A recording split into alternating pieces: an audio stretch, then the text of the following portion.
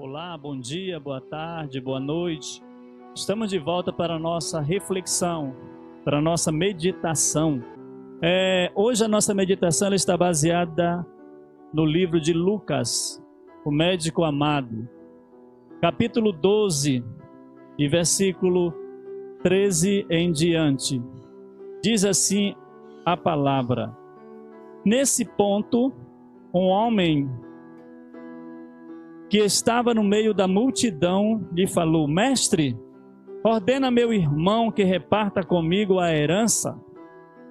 Mas Jesus lhe respondeu: Homem, quem me constituiu juiz ou partidor entre vós? Então, versículo 15, lhes recomendou: Tende cuidado e guardai-vos de toda e qualquer avareza, porque a vida de um homem não consiste na abundância dos bens que ele possui. Jesus estava conversando com seus discípulos e tinha aproximadamente 10.000 pessoas, uma multidão muito grande, para ouvir Jesus. Entre eles estavam os fariseus, os essênios, os saduceus, os escribas. Eram seitas, aliás, que faziam parte do judaísmo, com linhas doutrinárias diferentes. E Jesus estava no meio dessa multidão quando esse jovem aparece. E Jesus dá essa resposta. E ele entra, e justamente ele entra para falar agora sobre bens, sobre avareza. E o versículo 16 diz assim: E lhes proferiu ainda uma parábola, dizendo: O campo de um homem rico produziu com abundância. E arrazoava consigo mesmo, dizendo: Que farei? Que farei, pois? Não tenho onde recolher os meus frutos. Eu acho lindo porque Jesus, ele está trazendo uma palavra que vem mexer conosco hoje. Uma palavra que nos faz refletir, uma palavra que nos leva a uma reflexão. E ele continua. Eu quero ler o versículo 18. E disse aquele homem: Farei isto, vou destruir os meus celeiros, os meus depósitos, e vou reconstruir novos, maiores ainda, para recolher todos os frutos, todos os meus bens. Quando nós chegamos no versículo 19, ele diz: Então direi à minha alma: Tens em depósito muitos bens, para muitos anos, descansa, come, bebe e regala-te. Versículo 20 diz assim: Mas Deus lhes disse: Louco, esta noite te pedirão a tua alma, e o que tu tens preparado, para quem será? Aí, gente, vem a pergunta, e uma avaliação, e uma análise, e a reflexão. Por que Deus chama aquele homem de louco? Nós vemos algumas características nesse homem que poucas pessoas têm. Esse camarada, esse homem aqui era um jovem ainda. A Bíblia não fala sobre a família dele, se os bens que ele tinha, ele adquiriu em herança dos pais. Jesus não fala sobre isso.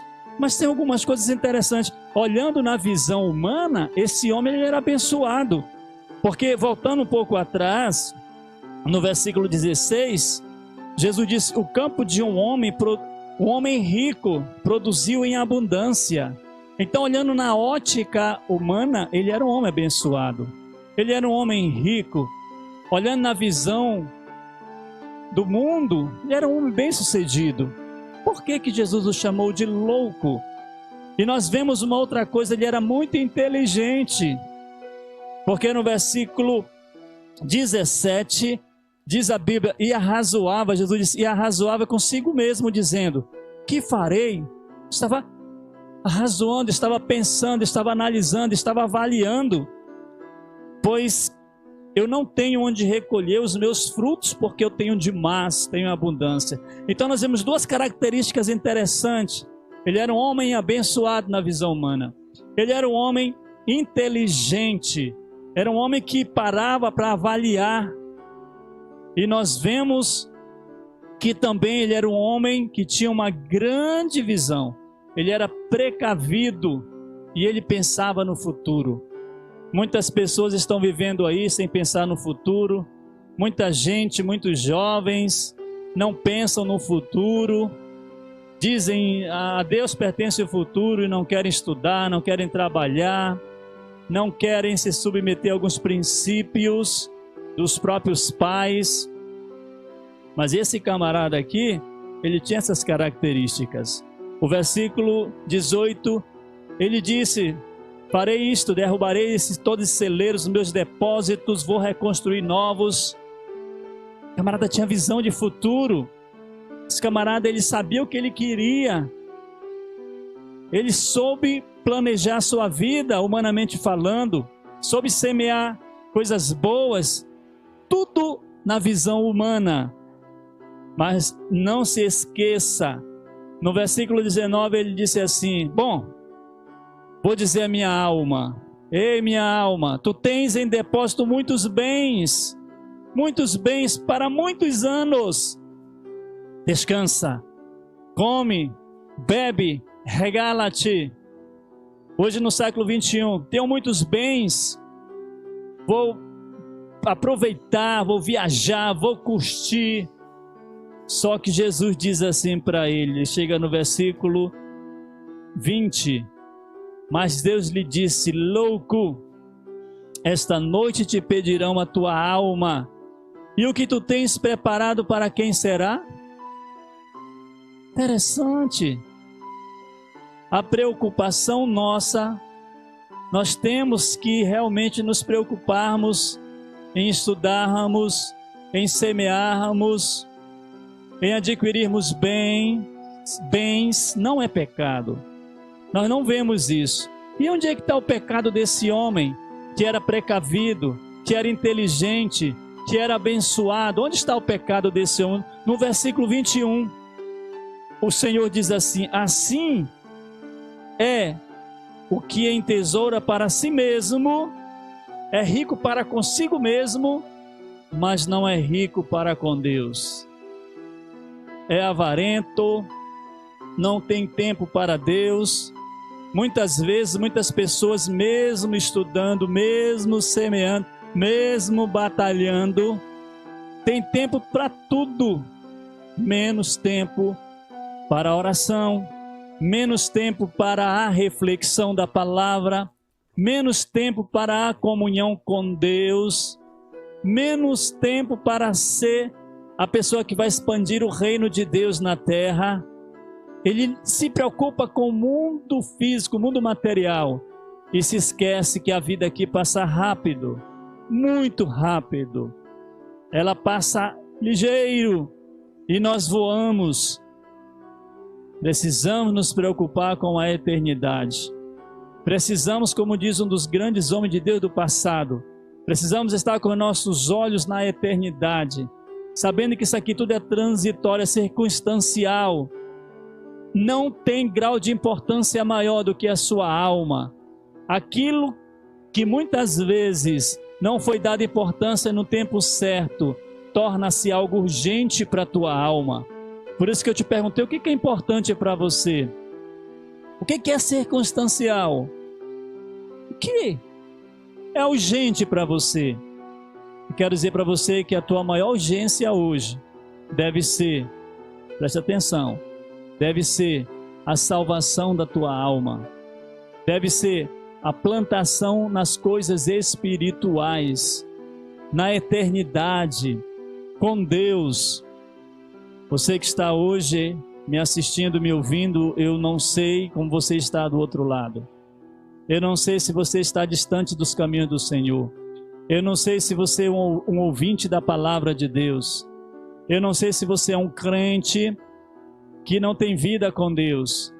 Eu quero dizer para você, reflita no que você está ouvindo hoje.